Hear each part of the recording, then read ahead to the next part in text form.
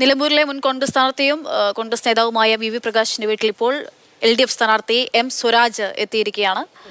അവിടെ നിന്നുള്ള വിവരങ്ങൾ നൽകാനായി ഷിനോജ് ഉണ്ട്. ഷിനോജ്, ഈ സന്ദർശനം അത്ര ചെറുതായല്ല കാണേണ്ടത്. നേരത്തെ അൻവർ അവിടെ എത്തിയത് നമ്മൾ കണ്ടിരുന്നു. പിന്നാലെ ഇപ്പോൾ LDF സ്ഥാനാർത്ഥി അങ്ങോട്ടേക്ക് എത്തുകയാണ്. പറയൂ വിവരങ്ങൾ.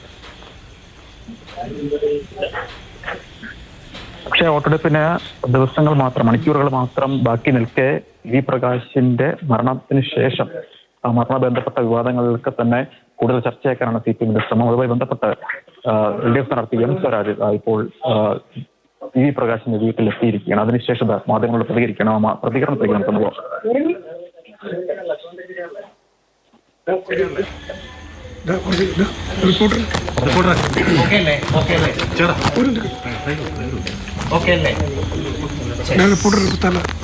സുരാജ് മാധ്യമങ്ങളെ കാണുകയാണ്.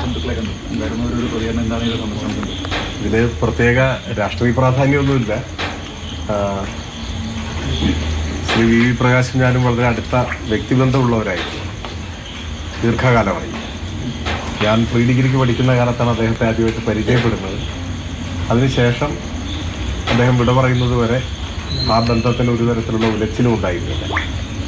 വളരെ സൗമ്യനായ ഒരു രാഷ്ട്രീയ നേതാവായിരുന്നു അദ്ദേഹം. എന്നു മാത്രമല്ല,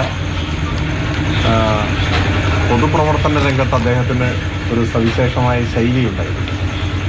ഇപ്പം ഞങ്ങൾ അകത്ത് പ്രകാശേട്ടൻ്റെ ഭാര്യയുമായി സംസാരിക്കുമ്പോൾ ആദ്യമായി പരിചയപ്പെട്ട അനുഭവങ്ങൾ പറയുകയായിരുന്നു.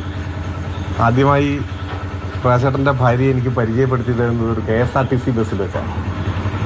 അപ്പോൾ ഞാനിവിടെ ഇടക്കര കഴിഞ്ഞാൽ പാലുണ്ടാന്ന് പറഞ്ഞൊരു സ്ഥലം, അവിടെ വെച്ച് ഞാനൊരു KSRTC ബസ്സിൽ കയറി ഞാൻ അവിടെ ഇരിക്കുമ്പോൾ എൻ്റെ തൊട്ട് മുന്നിലെ സീറ്റിൽ അദ്ദേഹവും ഭാര്യയും, അന്ന് മൂത്ത മോളാണ് നന്ദന, മൂത്ത മോളുമാണ് ഉണ്ടായിരുന്നത്.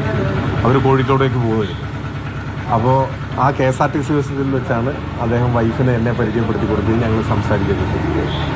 അപ്പോൾ ഞാൻ ഓർമ്മിക്കുകയായിരുന്നു, കോൺഗ്രസിൻ്റെ ഒരു സംസ്ഥാന നേതൃത്വത്തിലൊക്കെ ഉള്ള ഒരു നേതാവ്. അദ്ദേഹം യൂത്ത് കോൺഗ്രസിൻ്റെയും KSUവിൻ്റെയും ഒക്കെ സംസ്ഥാന ഭാരവാഹിത്വത്തിലുണ്ടായിരുന്ന ആളാണ്. പിന്നീട് DCC പ്രസിഡൻ്റൊക്കെ ആയി. അപ്പോൾ ഞാൻ പരിചയപ്പെടുന്ന ഒരുപാട് വർഷങ്ങൾക്ക് മുമ്പാണ്. പക്ഷെ അന്നും അദ്ദേഹം കോൺഗ്രസിൻ്റെ അറിയപ്പെടുന്ന നേതാവാണ്. യൂത്ത് കോൺഗ്രസിൻ്റെ സ്റ്റേറ്റ് സെക്രട്ടറി സ്ഥാനമൊക്കെ വഹിച്ച് അത് കഴിഞ്ഞ് കോൺഗ്രസിൻ്റെ അറിയപ്പെടുന്ന നേതാവായിരിക്കുന്നു. അങ്ങനെ ഒരു നേതാവിനെ KSRTC ബസ്സിൽ വെച്ച് കേരളത്തിൽ നിങ്ങൾക്ക് കാണാൻ പറ്റില്ല സാധാരണഗതിയിൽ. അപൂർവം ആരെങ്കിലും ഉണ്ടോ എന്ന് എനിക്കറിയില്ല. ഞാനങ്ങനെ ആരെയും ഇകഴ്ത്താൻ ഉദ്ദേശിക്കുന്നതല്ല.